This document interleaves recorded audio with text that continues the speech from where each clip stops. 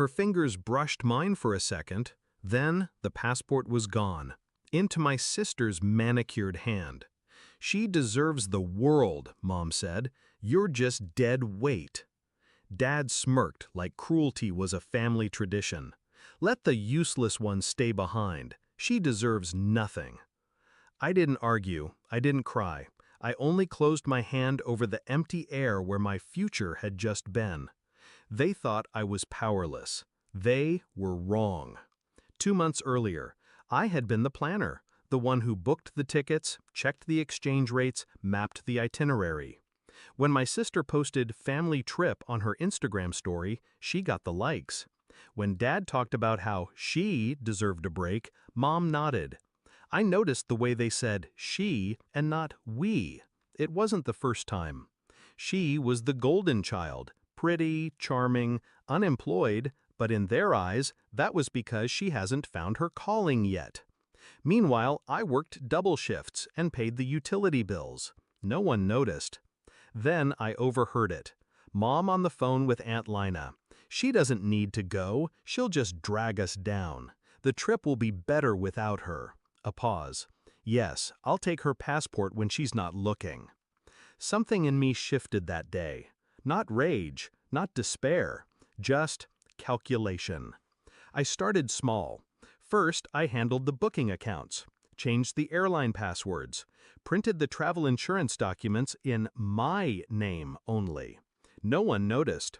They never asked questions if I was the one handling boring details. Then I applied for a travel rewards credit card, in Dad's name.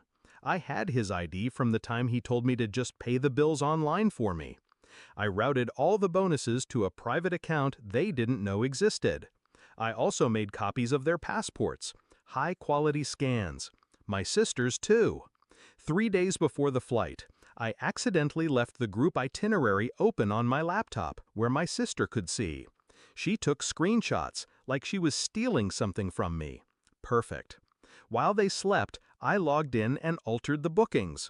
Same flight number, same times, except their tickets were now for a week later.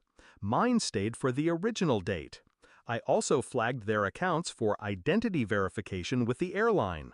That would require them to present original documentation in person at the ticket desk. And of course, I made sure they wouldn't have those originals. Back to the airport. I stood at the gate, my carry-on beside me. Mom and Dad were at the check-in counter with my sister, confident, smug. Then the airline agent frowned. Typed again. "I'm sorry," she said, "but these tickets aren't valid for today's flight." "What?" Dad's voice rose. Mom leaned in, furious. The agent explained. Dates didn't match. Also, their passports? That was when they realized they didn't have them. I had slipped them out of Mom's handbag an hour earlier during the taxi ride. She didn't notice. She was too busy berating me about being grateful for letting my sister take my place. I watched the panic bloom in their faces. Watched my sister's mascara smudge as her voice went sharp. "Fix it, Dad! Fix it!" They couldn't. Security was calling final boarding for my flight. I stepped forward, passport in hand. My passport. Mom turned, eyes wide. You had it all along?" "I earned it," I said. Calm, cold. Dad tried to grab my arm. "You can't leave." I looked him in the eye. "You're right. I can't leave you. But you're staying." The agent scanned my boarding pass. The beep was the sweetest sound I'd ever heard. Somewhere over the ocean, my phone buzzed. 20 missed calls from Mom, 32 from Dad, 44 from my sister. The voicemails were chaos, yelling, bargaining, sobbing. I smiled. I turned on airplane mode. 1 week later, I posted a photo from a white sand beach. Caption, "Dead weight can float just fine without you." Their trip? Canceled. Too many security complications after the passport fiasco.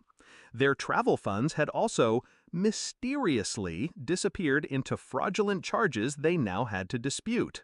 Meanwhile, my own travel account was full. They taught me my worth by trying to take it away. I taught them what happens when you mistake silence for weakness. I didn't steal their trip, I just reclaimed mine. And standing under that sun, miles away from them, I realized justice doesn't always come in courtrooms. Sometimes it comes at the boarding gate.